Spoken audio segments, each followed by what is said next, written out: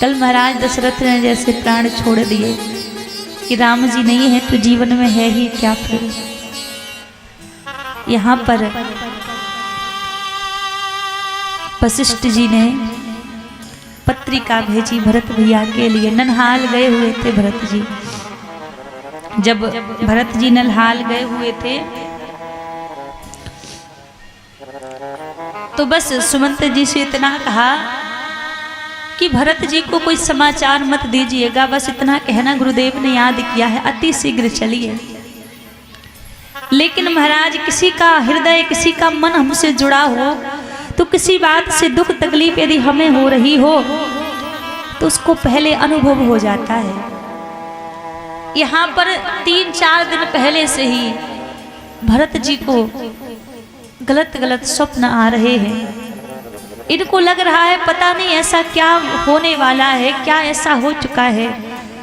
3 दिन पहले से उनका शरीर धर धर कांप रहा है। अब इतने में महल की छत पे घूम रहे थे, इतने में देखा कि अयोध्या से सुमंत जी आए हुए हैं और तुरंत नीचे भागे। सुमंत जी ने सीधा यही कहा, आपको गुरुदेव ने याद किया है। पूछने लगे हुआ क्या है, क्या बात है, आप बताइए तो सही। सुमंत जी बोले बस हम इससे ज्यादा कुछ नहीं कह सकते, आप चलिए यहाँ से। जिन वस्त्रों में भरत जी खड़े हुए थे उन्हीं वस्त्रों में रथ पर बैठे और वहां से आ गए। जैसे ही अयोध्या में भरत जी ने प्रवेश किया महाराज, तो प्रवेश करते ही आज सारी अयोध्या की गलियां सूनी पड़ी हुई है, रौनक नहीं है अयोध्या की गलियों में। अयोध्या को देखते ही भरत जी को ऐसा लग रहा है जैसे अयोध्या का श्रीहीन हो चुका हो। अयोध्या का श्री नहीं बचा है, अयोध्या का श्रीहीन हो चुका हो। कोई भी गलती से भरत जी को देख नहीं रहा है, पूरी गली सूनी पड़ी हुई है। आज लग रहा है कि अवध में कुछ नहीं बचा है, श्रीहीन हो चुका है अयोध्या। ऐसी स्थिति अवधपुरी की है। जिस समय यही स्थिति जब मां जानकी की विदाई हुई थी, महाराज जनक बहुत रोए थे, बहुत रोए थे। क्यों?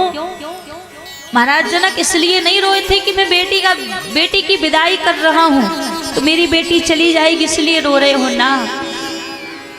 महाराज जनक इसलिए रो रहे थे कि मेरी बेटी भक्ति है और आज इसी भक्ति के कारण मुझे प्रभु के दर्शन करने का अवसर मिला है, मुझे प्रभु के दर्शन करने का सौभाग्य मिला है। और आज मेरे जीवन से भक्ति जा रही है और जीवन से भक्ति चली जाए तो जीवन में कुछ नहीं है फिर। इसलिए महाराज जनक रोए थे। और महाराज वहां पर जानकी जी के आने के बाद जैसे पूरी सूनी मिथिलापुरी हो गई थी, मानो पूरी मिथिलापुरी की श्री तो माता जानकी थी, सियाजू थी। तो जैसे पूरी मिथिलापुरी में नीरस छा गया था, आज वैसी स्थिति अवधपुरी की है, मानो अयोध्या का किसी ने श्रीहीन कर लिया हो। एक एक गली सूनी पड़ी हुई है। अब तो और भरत जी का हृदय कांपने लगा कि महाराज मेरे घर में सब ठीक तो होगा, मेरे अवधपुरी में सब ठीक तो होगा। और हृदय उनका कांप रहा है कि ऐसा क्या हो गया जो अयोध्या मेरी भरी रहती थी संतों से, गली गली में आनंद होते थे, उत्सव होते रहते थे, आज अयोध्या में हुआ क्या है। सीधे दौड़े दौड़े जब महल में पहुंचे तो महल में पहुंचते ही महाराज सीधे माता कैकेयी के कक्ष में भरत जी महाराज गए। माता कैकेयी के कक्ष में क्यों गए? क्योंकि भरत जी जानते हैं कि माता कैकेयी के कक्ष में ही मुझे पिताजी मिलेंगे और माता कैकेयी के कक्ष में ही मुझे बड़े भैया राम जी मिलेंगे। क्योंकि राम जी माता कौशल्या से ज्यादा समय माता कैकेयी के संग में बिताया करते थे, तो इनको लगा कि सब लोग मुझे वहीं पर मिलेंगे। सीधे दौड़े दौड़े माता कैकेयी के कक्ष में गए। आरती की थाली लेकर माता कैकेयी खड़ी हुई थी। माँ ने पूछा, भरत तेरे मामा के घर में सब ठीक तो है? भरत जी ने कहा, माँ मेरे मामा के घर में तो सब ठीक है। माँ आप ये बताओ मेरे घर में तो सब ठीक है, सब कुशल मंगल है। जैसे कहा कि ये बताओ यहाँ पर सब ठीक है, सब कुशल मंगल है। माता कैकेयी बोली बेटा मैंने सब ठीक कर दिया था, सब एकदम बढ़िया हो गया था, लेकिन बीच में पता नहीं ब्रह्मा जी ने एक ऐसा विधान लिख दिया कि आपके पिताजी नहीं रहे। और जैसे सुना कि पिताजी नहीं रहे, रुदन करने लगे भरत जी महाराज, रोने लगे कि मेरे पिताजी को क्या हुआ माँ, मेरे पिताजी कैसे मुझे छोड़कर चले गए। और क्या जाते समय मेरे पिताजी ने एक बार पूछा नहीं कि मेरा भरत कब आएगा, मुझे मेरे भरत को देखना है। मेरे पिताजी मुझे कैसे छोड़कर चले गए।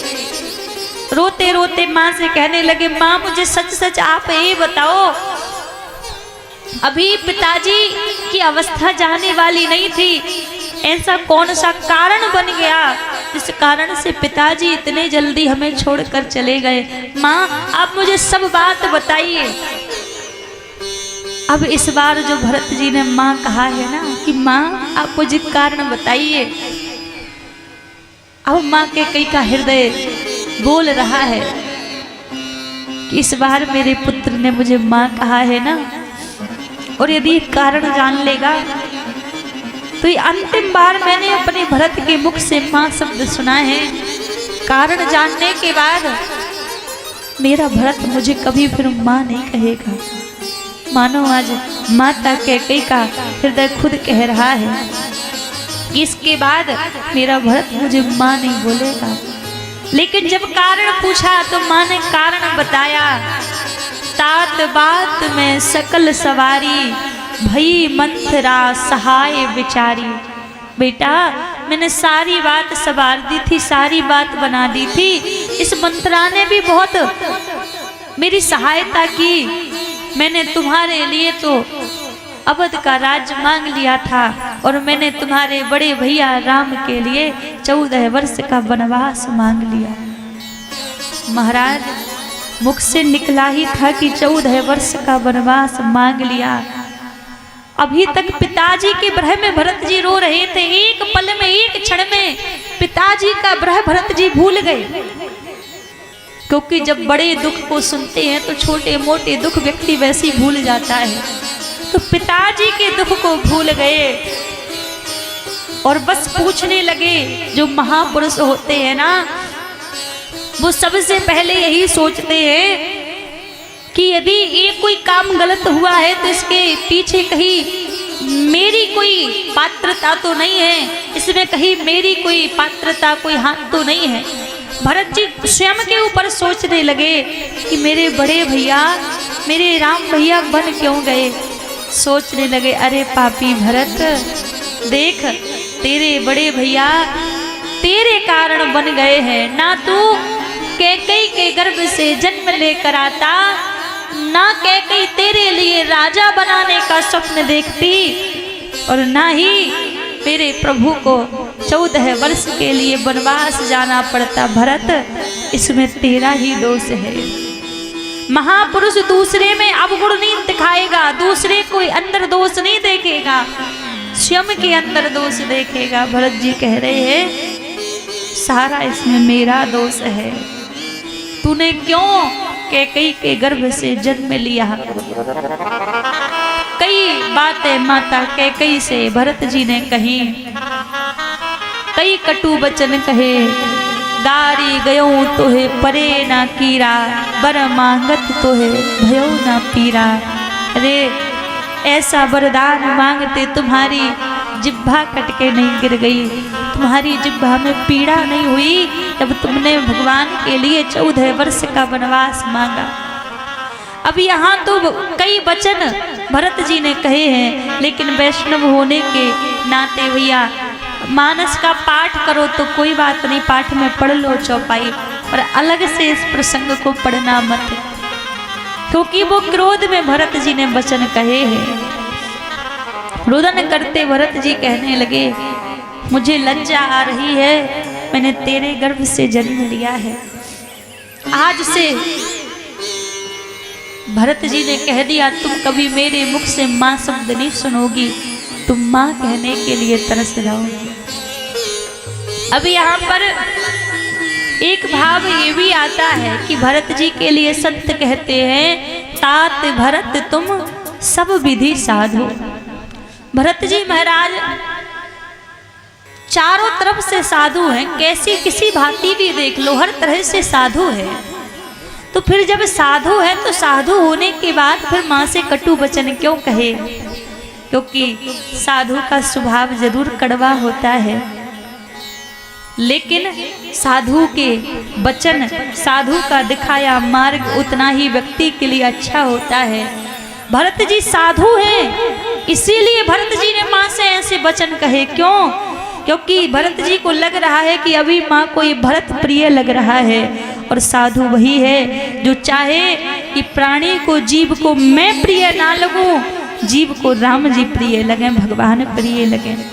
तो जब माता कैकेयी को मैं बुरा लगूंगा, मैं बेकार लगूंगा, तभी तो माँ को राम प्रिय लगेंगे।